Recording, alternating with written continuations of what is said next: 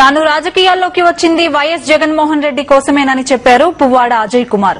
వైఎస్సార్ కాంగ్రెస్ పార్టీని వీడే ప్రసక్తే లేదని స్పష్టం చేశారు.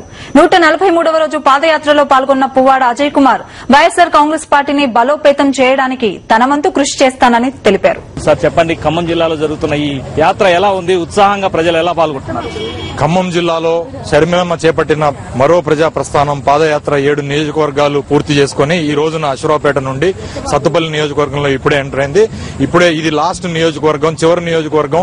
12వ తారీఖు సాయంత్రం వరకు సత్తుపల్లి నియోజకవర్గంలో పర్యటన ఉంటుంది. 11వ తారీఖు సాయంత్రం సత్తుపల్లిలో బ్రహ్మాండమైన బహిరంగ సభ ఏర్పాటు చేశారు. ఈ నియోజకవర్గంతో ఖమ్మం జిల్లాలో పాదయాత్ర ముగుస్తుంది. ఖమ్మం జిల్లాలో కన్నీ విని ఎరుగని రీతిలో షర్మిలమ్మకు ప్రజలు బ్రహ్మరథం పట్టారు. ఇతర రాజకీయ పార్టీలు ఏ రకమైన వణుకును పుట్టిస్తున్నాయి? ప్రధానంగా మీ మీద గత 2 రోజులుగా ఇతర పార్టీలకు వెళ్తారని ప్రచారం కూడా ఇతర పార్టీల నుంచి కూడా వినిపిస్తుంది. దీని మీద మీరేమంటారు?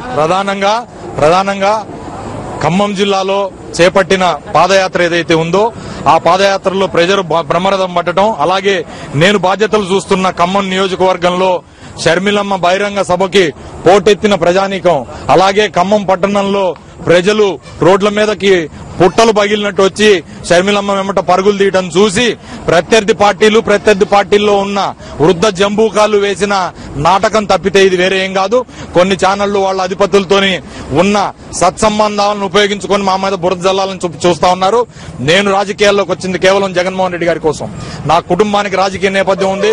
కుటుంబ విలువలు, రాజకీయ విలువలు ఉన్న కుటుంబం నుంచి వచ్చిన వాడిని నేను కేవలం జగన్మోహన్ రెడ్డి గారి కోసమే రాజకీయాల్లోకి వచ్చా. జగన్మోహన్ రెడ్డి గారి కోసమనే ఉంటా. జగన్మోహన్ రెడ్డి గారు వద్దంటే రాజకీయాలు మానుకుంటా తప్పితే వైఎస్ఆర్ కాంగ్రెస్ పార్టీని వీడలేదు. కడదాకా వైఎస్ఆర్ కాంగ్రెస్ పార్టీలో ఉండి జగన్మోహన్ రెడ్డి గారిని ముఖ్యమంత్రిని చూసిన దాకా నేను విశ్రమించేది లేదని చెప్పి తెలియజేస్తాను. ప్రధానంగా ఈ పాదయాత్ర నుంచి దృష్టి మళ్లించేందుకే ప్రధానమైన నాయకులందరూ కూడా ఇతర పార్టీలకు వెళ్తున్నారని ఒక ప్రచారం జరుగుతుందనే వాదనలు కూడా వినిపిస్తున్నాయి. దీని మీద మీరేమంటారు? ఒకటి, ఈ రాష్ట్రంలో వైఎస్ఆర్ కాంగ్రెస్ పార్టీ ప్రభంజనం వీస్తా ఉంది. రాబోయే రోజుల్లో వచ్చే సునామీకి గంటలు మోగుతా ఉన్నాయి. అవి ప్రత్యర్థుల గుండెల్లో గుబుళ్లు రేపుతా ఉన్నాయి. అందుకని చెప్పి ఇలాంటి దుష్ప్రచారం చేస్తా ఎవరైతే క్రియాశీలకంగా ఉన్న నాయకులు ఉన్నారో వారి మీద దుష్ప్రచారం చేసి ఒక మైండ్ గేమ్ ఆడాలని చెప్పి ప్రత్యర్థి పార్టీలు పూనుకుంటా ఉన్నాయి. అయినా మా వైఎస్ఆర్ కాంగ్రెస్ పార్టీ శ్రేణులు అలాగే కార్యకర్తలు విఘ్నత గలవారు, ఇలాంటి వాటిని విశ్వసించరు. ప్రజలు కూడా ఇట్లాంటి వాటిని విశ్వసించరు. ఖమ్మం జిల్లాలో వైఎస్ఆర్ కాంగ్రెస్ పార్టీకి ఊపిరిలోది.